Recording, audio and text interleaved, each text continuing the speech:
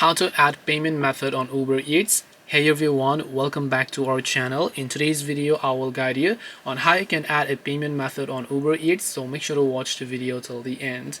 If you would like to add a payment method on Uber Eats, it's actually quite very simple to do so. All you have to do is launch the Uber Eats application here, then make sure to tap the account icon from the bottom right, then just go to this option called wallet, which is at the very top of the screen.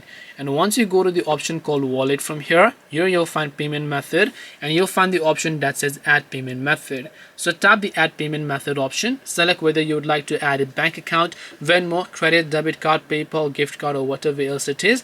Depending upon the type of information, you can select those card details and then tap the next option to finish adding your payment method.